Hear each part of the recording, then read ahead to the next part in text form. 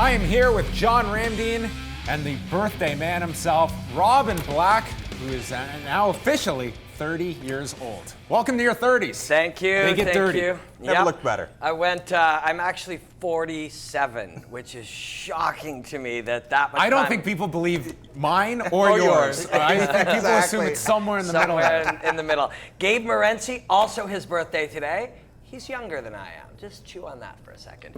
Don't do drugs, kids, or gamble. Last night the guys took me out for some Sapporos, a delicious beer. Awesome, we had a great time. Picklebacks. I don't know. I bailed at that point. Our friends at home, if you watch Fight Network, the official drink of Fight Network is the pickleback. Chiladas. Shot of Jameson, followed by a shot of pickle juice. Well, how about this? On August the 20th, Conor McGregor is going to go for his second shot against Nate Diaz, and hopefully that shot will not go down easier than the last time. But John Kavanagh, his coach, wrote this great piece for the 42 out of Ireland, and kind of getting into his head. This is a very analytical individual in John Kavanagh, and he talked about the key to this camp as opposed to the last one, about routine and what they took from that first fight, training, just getting Conor into a rhythm, into a routine. He believes that should they follow this, there will be a fourth-round stoppage of Nate Diaz, really going out on a limb and stating that it's his reputation as much as Conor's that is involved in this fight. He is not sugarcoating anything, that there are zero excuses if they don't win this fight. Yeah, and one of his philosophies has been you win and you learn. You win or you learn.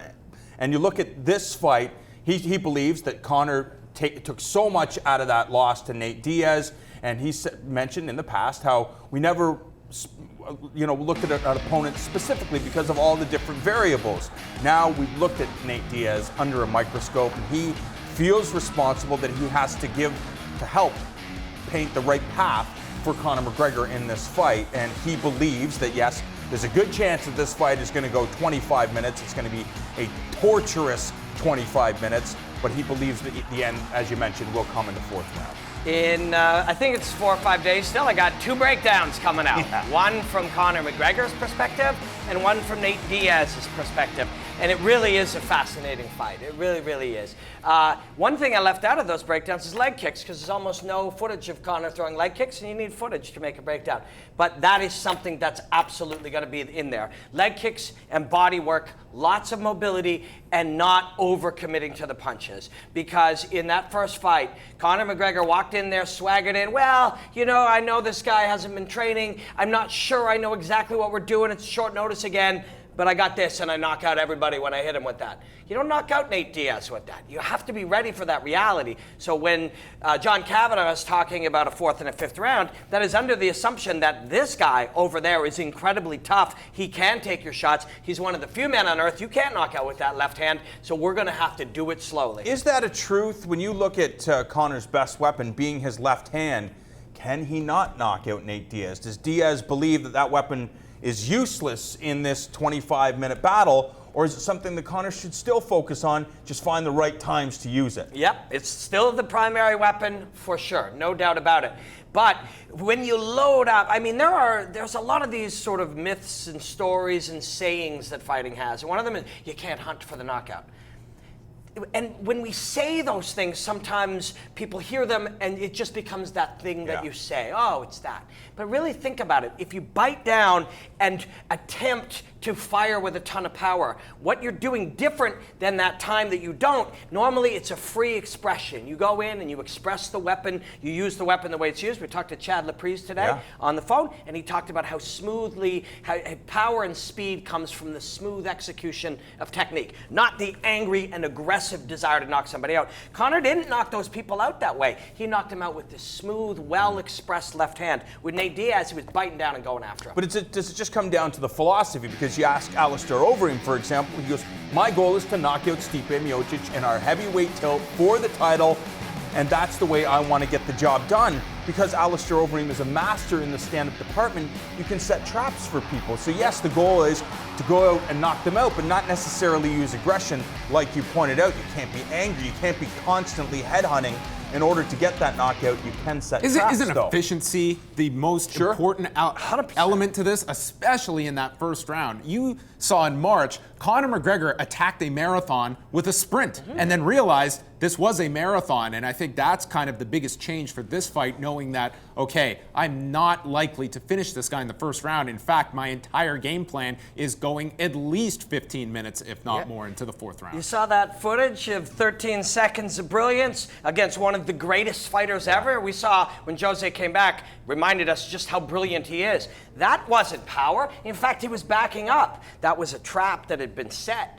And using the space, using Jose's own aggression. If Nate Diaz, and he won't, but if he does charge at Conor and he lands that, he knocks Nate Diaz out. But Nate Diaz won't do that. Nate Diaz didn't do that in the last one. In fact, Nate Diaz was moving back and rolling his shoulder, catching partial shots. Conor's throwing with 10. Nate Diaz is chilling at 7 until Conor drops down to 6, and then Diaz turns it up to 11, burnt the man out. Brilliant execution, and people will often look at the situation and how the story of the fight unfolded and say, oh, Conor McGregor's making excuses. There's no excuse in saying that man outsmarted me in his use of energy. That's what McGregor's saying. He knows full well Nate Diaz beat him. But it's a different fight. You come in with a different plan and a different strategy and a different way to execute. I'm getting so excited. But just like we were fight. talking about today, this is Nate Diaz's 22nd fight in 23rd? the 23rd fight in the UFC.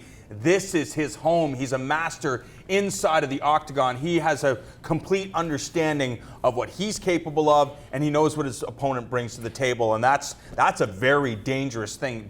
We look at his jiu-jitsu skills and his boxing skills, but it's how comfortable Nate Diaz is inside of that cage, what makes it very, very terrifying, I think, for most individuals. And especially when he's excited about the fight. We have seen fights where he just, whatever. He's kicking my legs. Tonight's not my night.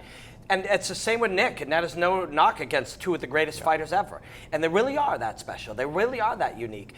It's just when he's highly motivated and he cares and he has something to prove, he really is scary. It's only midweek, the week before this fight. And can you feel like the excitement around it? I'm getting pumped for it. We have 8, 9, 10 more days to go. We can dig deeper and deeper into this fight. But in the end, it's 25 minutes or less, and they have to show up on the night. The man who's at his best on the night wins the fight, and if they're both at their best, it'll be one of the greatest fights we've ever seen. You mentioned we're 10 days out from UFC 202, and already it feels like we're talking about this fight so much. 10 days out from UFC 196, we didn't even know this was going to be the fight happening. Just to put this into perspective as compared to this time and how many months people have had to prepare for this. As you look at the kind of verbal chess that Conor McGregor played with the UFC, certainly whatever his pay for UFC 202, it's not going to be a bad day when Conor McGregor gets that check. But did he lose something by not being on that 200 card? Do you think this card is going to exceed 200? Do you sense that? Yeah, you get a sense, yes.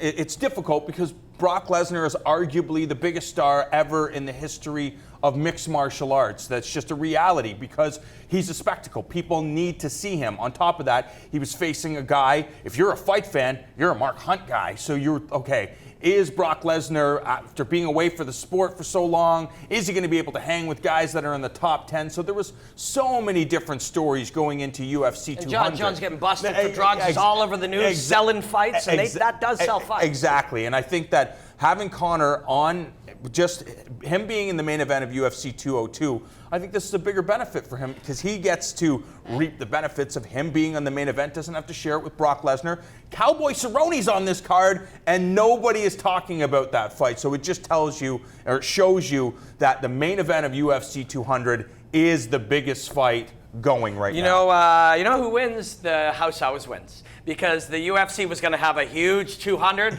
with Conor on it. It still had a huge 200 without him, and now they get another one. A month and a half later, they get another huge one. House always wins.